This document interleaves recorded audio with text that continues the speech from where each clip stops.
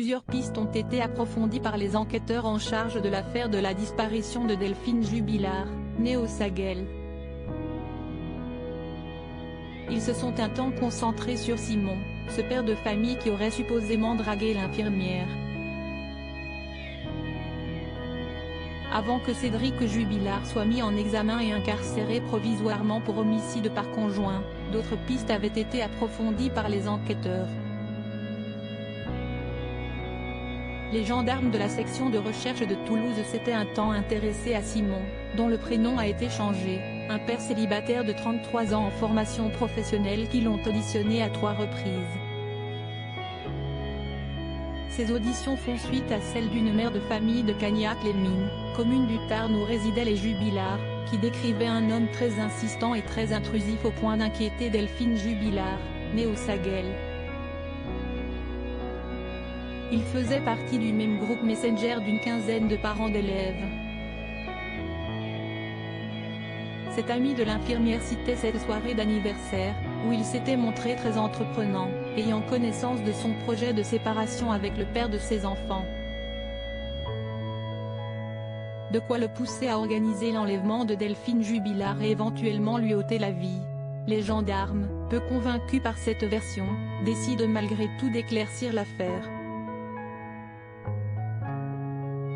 Simon, ex-ouvrier dans le forage et bientôt peintre industriel, dit avoir été victime d'une dénonciation mensongère et assure n'avoir jamais dragué Delphine.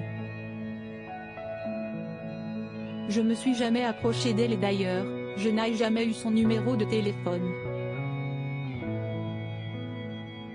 Lors de la soirée d'anniversaire en question, début octobre, j'étais présent avec mon fils et nous avons quitté les lieux vers 22h30. Delphine est restée un peu plus longtemps, d'après ce qu'on m'a dit.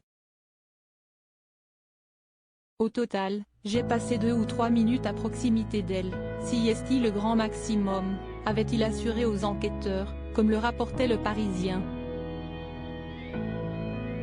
Une version confirmée par cet ami de Delphine Jubilard qui fêtait son 44e anniversaire ce soir-là. Simon n'a jamais été vu comme quelqu'un de lourd à l'égard de Delphine, d'ailleurs, il avait quelqu'un d'autre en tête.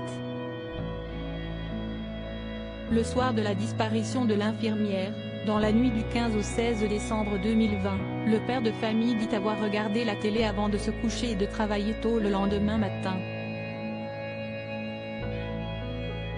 Pour l'heure, Cédric Jubilard reste le seul et unique suspect dans la disparition de son ancienne épouse.